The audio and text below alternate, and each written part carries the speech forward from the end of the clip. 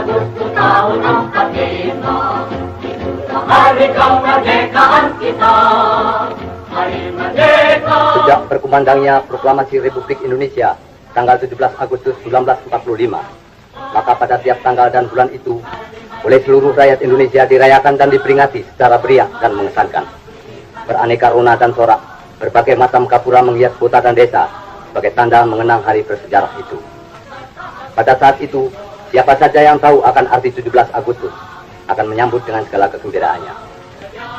Membela negara kita, 17 Agustus tahun 45, itulah hari kemerdekaan kita. Hari merdeka, nusa dan bangsa.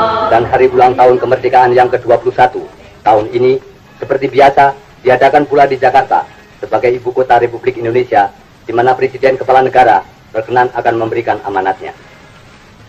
Bertempat di Istana Merdeka, mulai pagi-pagi benar telah berjajar ribuan massa pemuda dan golongan untuk siap menerima wedangan atau mendengarkan amanat dari Bapak. Selain Presiden, hadir pula para menteri dari Kabinet AMRA.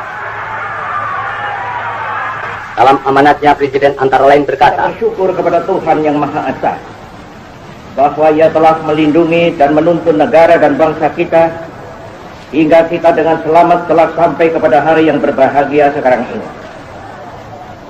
Dan moga-mogalah lindungannya dan tuntunannya itu tetap dikurniakan kepada negara dan bangsa kita dalam memasuki tahun yang ke-22 dari kehidupannya dan selanjutnya.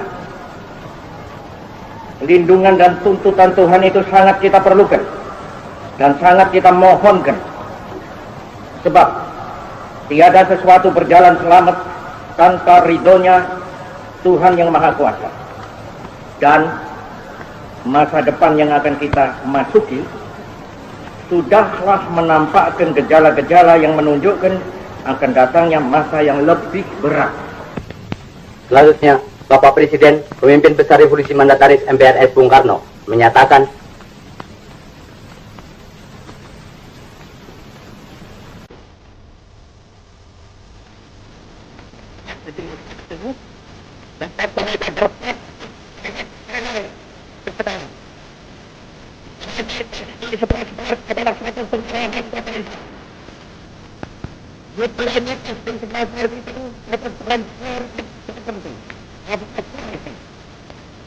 padahal tidak SP11 adalah satu perintah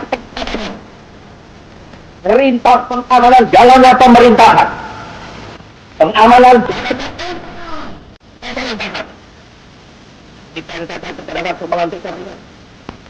setelah itu juga perintah pengamanan keselamatan pribadi Presiden, perintah pengamanan perintah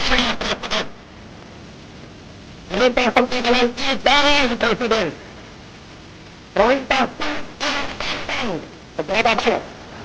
dan Jenderal Soeharto telah mengerjakan perintah itu dengan baik. Dan saya mengucap terima kasih kepada Jenderal Soeharto akan hal ini.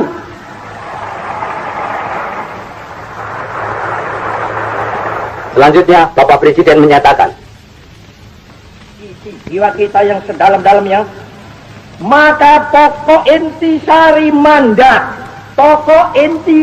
mandat yang saya terima dari MPRS ialah membangun bangsa, nation building, dari kemerosotan zaman kolonial untuk dijadikan satu bangsa yang berjiwa, yang dapat dan mampu menghadapi semua tantangan, satu bangsa yang merdeka dalam abad ke-20 ini.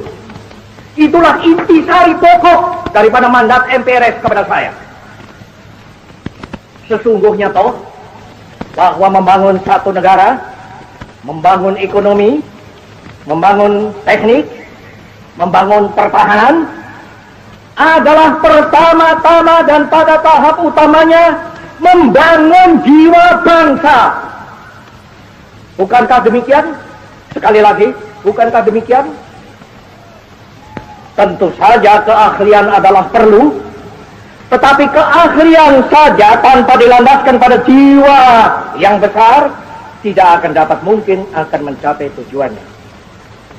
Inilah perlunya, sekali lagi mutlak perlunya nation and character building. Selanjutnya Bapak Presiden menyatakan, sudah terang, gestok kita tutup.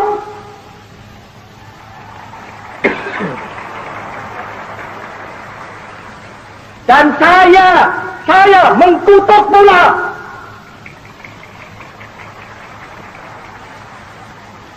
Dan seperti sudah kukatakan berulang kali dengan jelas dan tandas, yang bersalah harus dihukum. Untuk itu aku bangunkan Mahmiluk. Tetapi kenapa kita sesudah terjadinya gestok itu harus robah haluan? Kenapa kita sesudah terjadinya gestok itu harus melempar jauh beberapa hal yang sudah nyata baik? Tidak. Pancasila, Panca-Azimat, Trisakti harus kita pertahankan terus, malah harus kita pertumbuhkan terus. selesai amanat yang dibacakan dari pidato beliau yang berjudul "Jangan sekali-kali meninggalkan sejarah", maka acara berikutnya ialah pembacaan naskah proklamasi 17 Agustus 1945 yang dibacakan oleh Sekretaris Negara Muhammad Ihsan SH. Ya, proklamasi 17 Agustus 1945 adalah saat berakhirnya penjajahan di atas bumi negara kesatuan Republik Indonesia.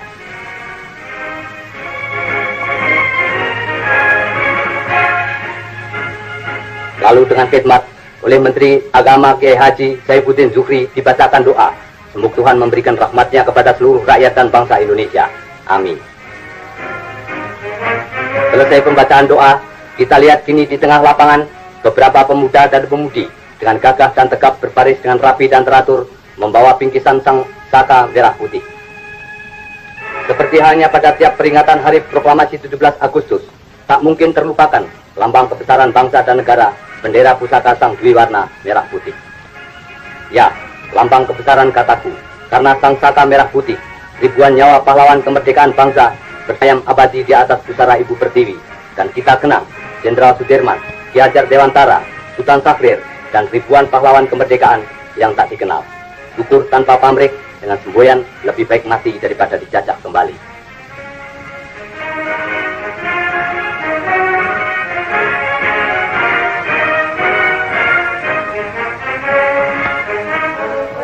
Dan kini kembali bendera pusaka sang merah putih pada tanggal 17 Agustus tahun 1966 dikibarkan di hadapan ribuan rakyat dan beberapa perwakilan dari negara-negara asing dengan megah melambai-lambai menghias angkasa raya.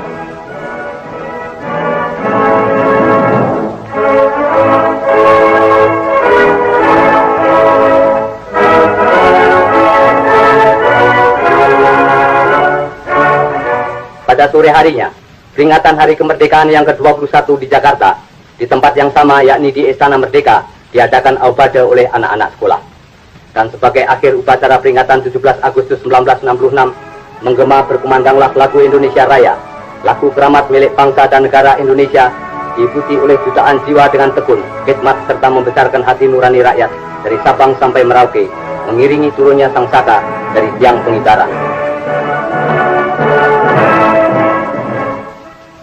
Dirgahayu Republik Indonesia.